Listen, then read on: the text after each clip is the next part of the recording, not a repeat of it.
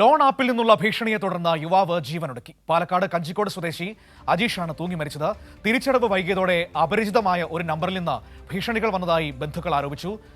Rubik മണി എന്ന ആപ്പിന്റെ പേരിലാണ് ഭീഷണി വന്നതെന്നും ബന്ധുക്കൾ പറയുന്നു. വിവരങ്ങളുമായി സന്തോഷ് സർലിംഗ് ചേരുകയാണ്. സന്തോഷ്, ദാരുണമായ സംഭവമാണ്. ഈ ലോൺ ആപ്പുകൾ മനുഷ്യ ജീവനെടുക്കുന്നു എന്നത്. ഇവിടെ പാലക്കാട് എന്താണ് സംഭവിച്ചത്?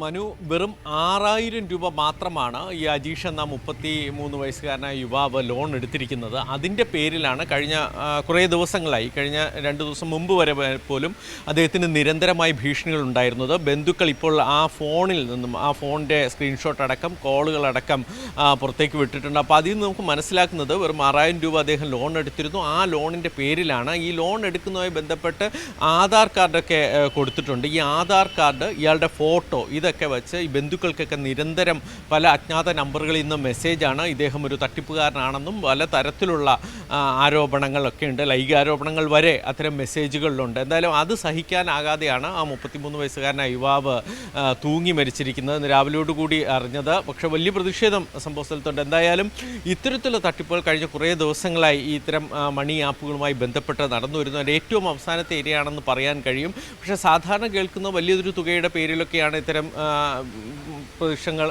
പ്രതിസന്ധികൾ ഉണ്ടാവുക എന്നത്. പക്ഷേ വളരെ തുച്ഛമായ തുകയ്ക്ക് പോലും ഇരകളെ വേട്ടയാടുന്നൊരു നടപടിയാണ് ഇവിടെ നടന്നിരിക്കുന്നത്. അജീഷിന് അത് സഹിക്കാനാകാത്തതാണ്. അദ്ദേഹം അച്ഛനും അമ്മയ്ക്കും ഒപ്പം താമസിക്കുന്നു. ചെറിയ ജോലികൾ ചെയ്ത് കഴിഞ്ഞു പോകുന്ന ഒരു യുവാവാണ്. മനു.